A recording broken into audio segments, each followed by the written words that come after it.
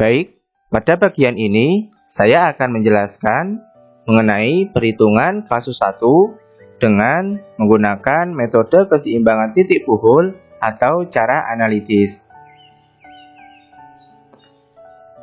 Di sini terdapat gambar dari konstruksi rangka batang dengan tumpuan sendi yang berada di titik buhul A dan tumpuan roll berada di titik buhul B. Kemudian ada titik buhul C, titik buhul D, titik buhul E, dan titik buhul F.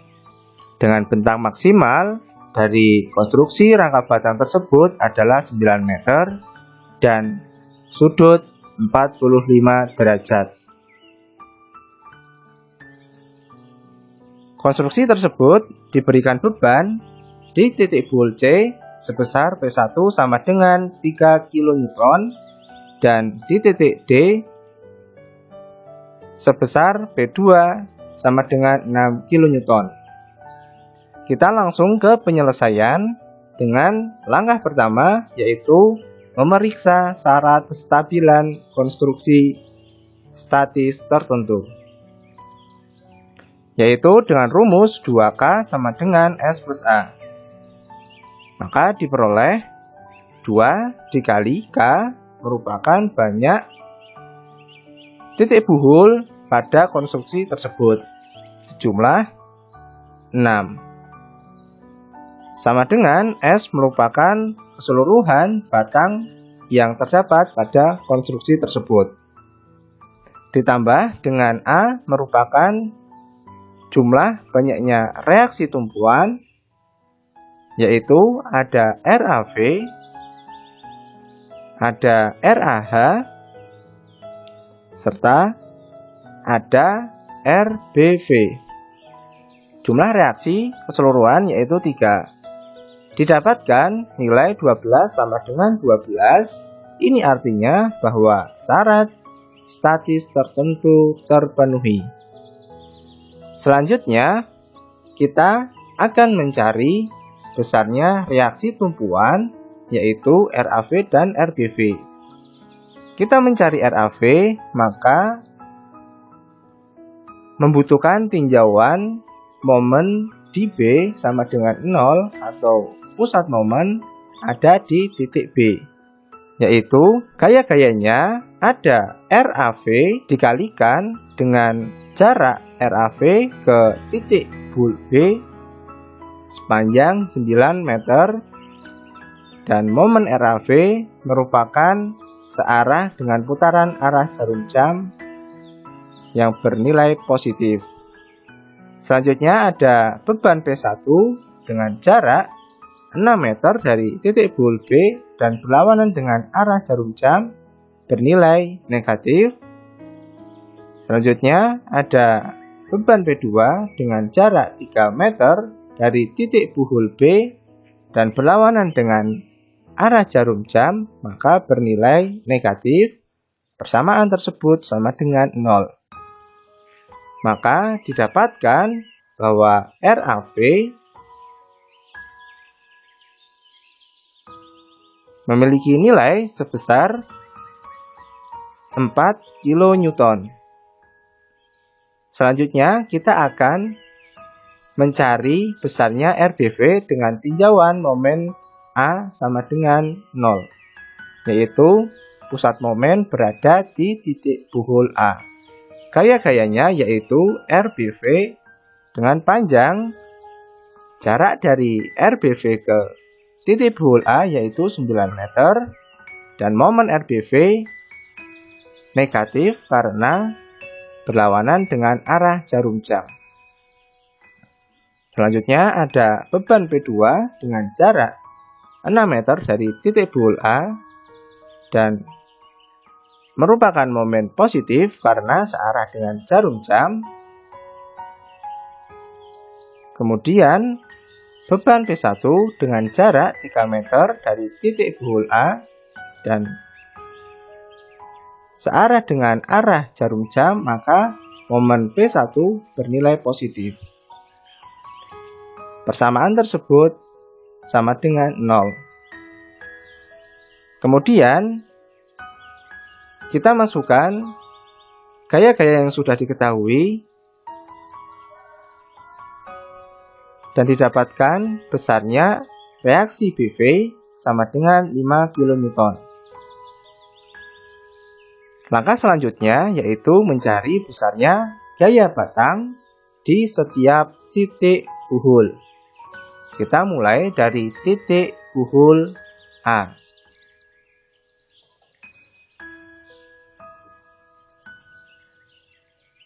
Di titik buhul A terdapat RAV, gaya batang S1 dan gaya batang S4.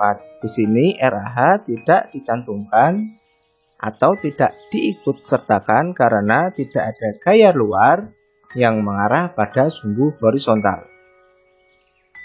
Selanjutnya kita gambar satu persatu gaya reaksi dan gaya batang pada titik buhul A.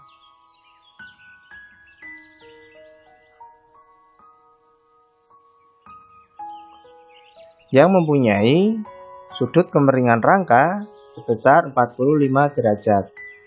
Selanjutnya kita akan meninjau sigma V sama dengan 0. Yaitu ada RAV dengan arah ke atas bernilai positif dan S1 sin 45 derajat dengan arah ke atas yang bernilai positif dan persamaan tersebut sama dengan 0. Maka didapatkan setelah dimasukkan gaya-gaya yang diketahui yaitu RAV sama dengan 4 kN bahwa besarnya S1 yaitu negatif 4 dibagi dengan 0,7 didapatkan besarnya S1 sebesar negatif 5,65 kN yang artinya batang tekan. Kemudian kita akan meninjau di sigma H sama dengan 0. Maka S4 dengan arah ke kanan yang bernilai positif dan S1 cos 45 derajat dengan arah ke kanan yang bernilai positif juga. Persamaan tersebut sama dengan 0.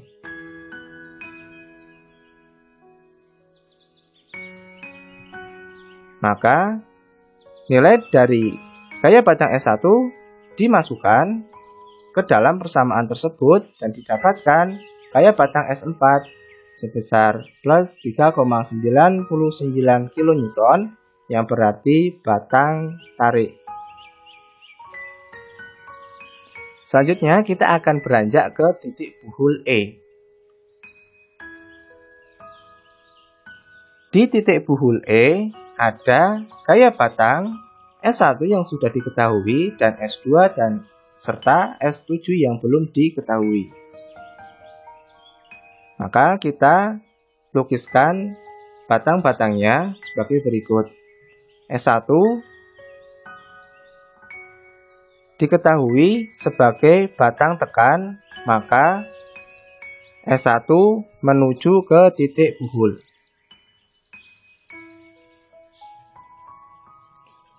Dengan sudut kemiringan rangka yaitu 45 derajat. Kita akan meninjau sigma V sama dengan 0, yaitu ada S1 sin 45 derajat dengan arah ke atas yang berarti positif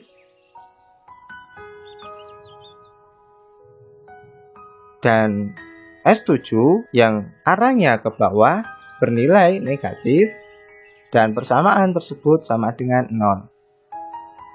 Maka S7 didapatkan yaitu sebesar plus 3,99 kN yang artinya sebagai batang tarik. Kemudian kita akan meninjau sigma H sama dengan 0, yaitu ada S1 cos 45 derajat dengan arah ke kanan, maka bernilai positif, dan S2 arah ke kanan bernilai positif. Persamaan tersebut sama dengan 0. Maka didapatkan gaya batang S2 sebesar negatif 3,99 kN yang merupakan batang tekan.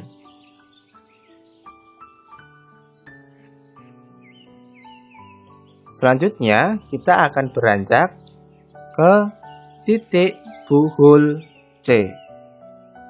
Di titik buhul C yaitu ada gaya-gaya batang dan gaya-gaya luar, yaitu beban P1. Gaya batang ada S4, S7, S8, dan S5. Yang belum diketahui yaitu S8 dan S5. Maka kita lukiskan gaya-gaya batang tersebut dan gaya-gaya luar pada titik buhul C. Di sini S4 dan S7 merupakan gaya batang tarik dan dilukiskan menjauhi titik buhul. Selanjutnya kita akan mencari gaya batang S8 dan S5 dengan kemiringan rangka yaitu 45 derajat. Sini juga titik buhul C diberikan beban P1 sama dengan 3 kN. Kemudian kita langsung meninjau sigma V sama dengan 0, yaitu ada P1 dengan arah ke bawah, maka bernilai negatif, dan S7 dengan arah ke atas yang bernilai positif, dan S8 sin 45 derajat dengan arah ke atas, maka bernilai positif, dan persamaan tersebut sama dengan 0. Selanjutnya, gaya-gaya batang dan gaya-gaya luar yang sudah diketahui kita masukkan ke persamaan tersebut. Dan didapatkan S8 yaitu 0,99 dibagi dengan 0,7 dan didapatkan nilai sebesar negatif 1,4 kN yang berarti batang tekan. Selanjutnya kita akan meninjau sigma H sama dengan 0, yaitu ada gaya batang S4 dengan arah ke kiri yang bernilai negatif, dan gaya batang S8 cos 45 derajat dengan arah ke kanan yang bernilai positif, serta ada gaya batang S5 dengan arah ke kanan dan bernilai positif. Persamaan tersebut sama dengan 0. Selanjutnya, gaya-gaya batang yang sudah diketahui nilai-nilainya, maka kita masukkan ke dalam persamaan tersebut. Sehingga besar gaya batang S5 dapat diketahui yaitu plus 4,98 kN atau merupakan batang tarik. Kemudian kita akan lanjut ke titik buhul D, di mana di titik buhul D terdapat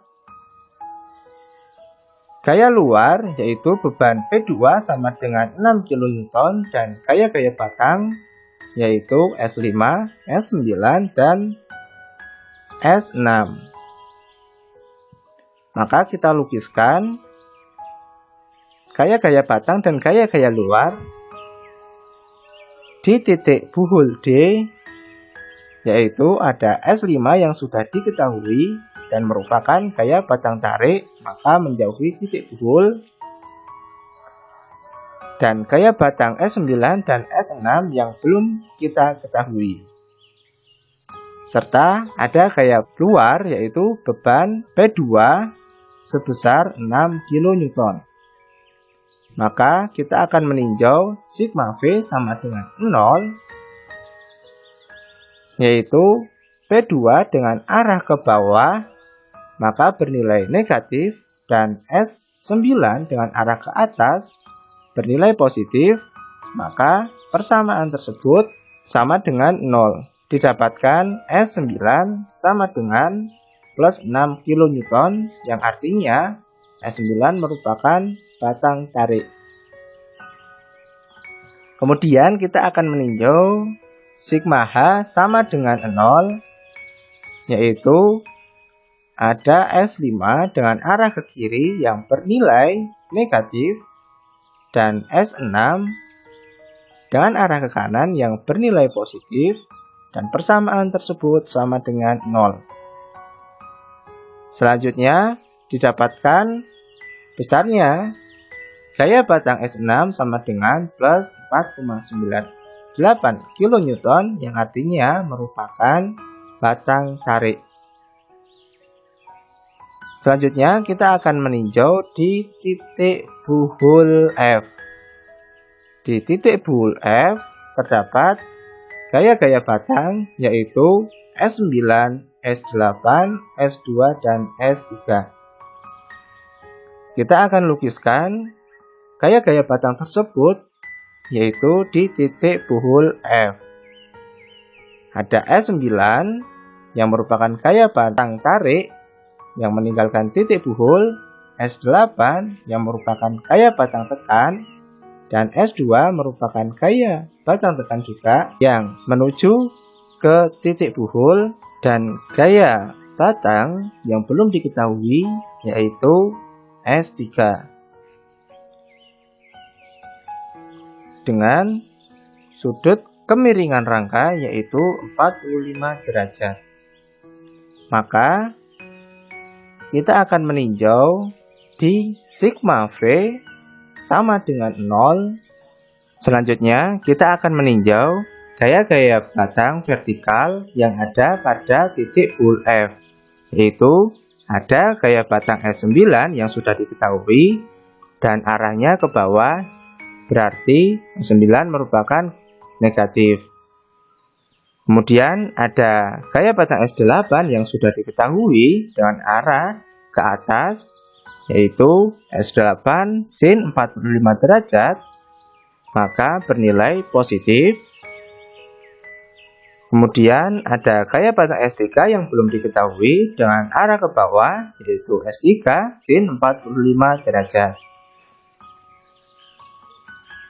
Maka S3 sin 45 derajat bertanda negatif. Persamaan tersebut adalah sama dengan 0. Nilai-nilai dari gaya-gaya batang yang sudah diketahui kemudian dimasukkan ke dalam persamaan tersebut. Dan didapatkan S3 sama dengan negatif 5,02 dibagi 0,7 dan didapatkan gaya batang S3 yaitu negatif 7,17 kN yang berarti gaya batang tekan. Kemudian langkah selanjutnya yaitu membuat tabel gaya batang yang sudah diketahui. Fungsi dari pembuatan tabel gaya batang yang sudah diketahui ini agar mempermudah untuk mengetahui bahwa batang tersebut merupakan batang tarik atau batang tekan.